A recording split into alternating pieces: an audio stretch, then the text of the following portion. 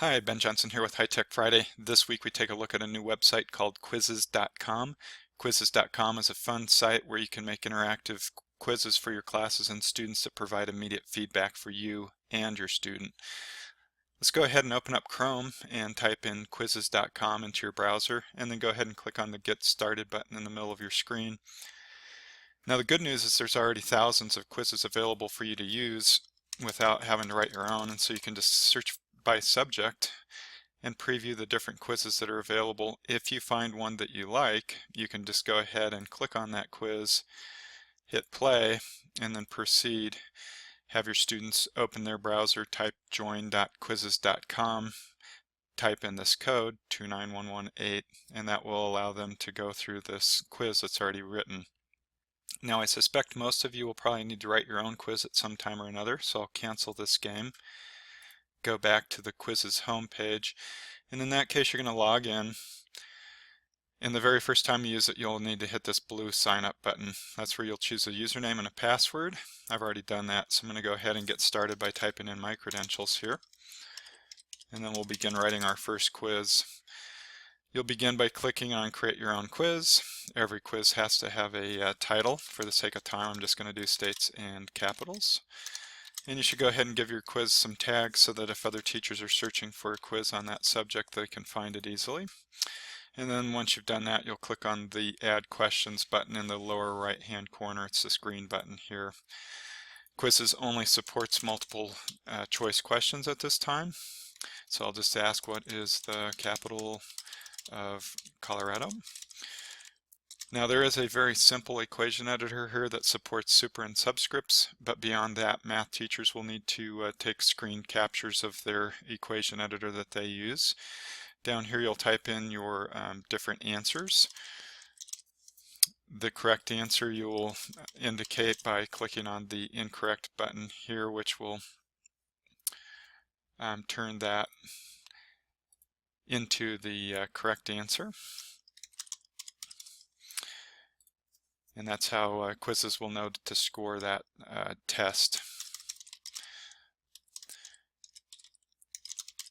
Now the default is 30 seconds, but you can change that to as few as 5 and as many as 5 minutes. Alright, you can add more questions with the orange Add Question button here.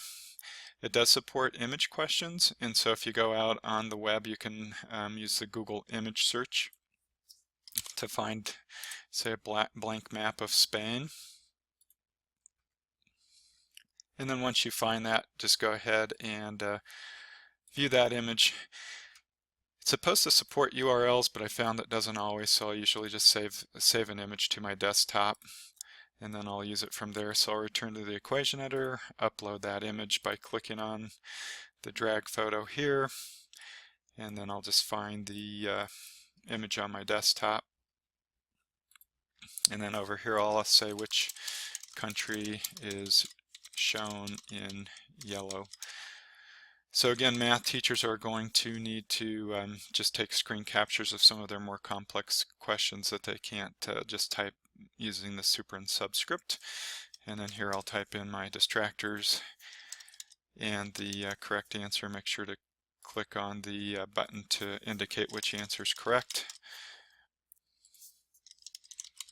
I can add as many more questions as I'd like here.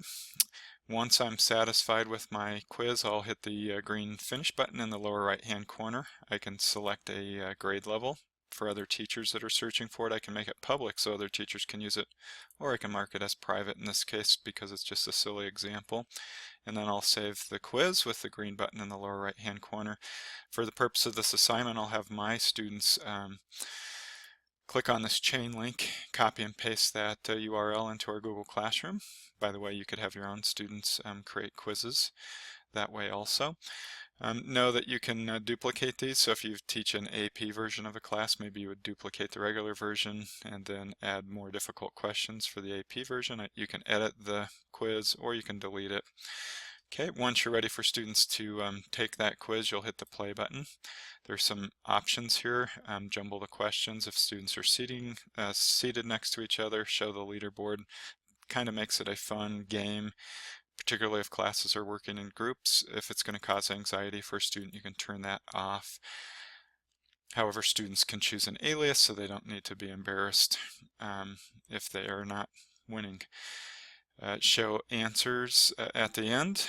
You can give more points here for students who answer faster, or you can turn that off. And then you can show cute memes between questions. So once you set those options the way you want, you'll hit proceed. You'll ask your students to open their device, type in join.quizzes.com, and then you'll ask them to type in that number code, which will appear on your projector, or you can write it on your whiteboard. Just to show you how that works, I'm going to open this link in a new tab. Your students will see something like this. They will paste or type that code in. They can pick an alias. I've got Superman here. If they choose an inappropriate alias, you can just X them out of that room, and I'll hit go. Students will need to turn off the audio with the speaker icon here, and then teachers will see students come into the room. If they pick an inappropriate alias, you can just X them out and they can come back in. Once you see the students in the room, you can go ahead and hit start the game. And then students will see a countdown like this, and they can begin answering those questions. And then they'll see the meme in between.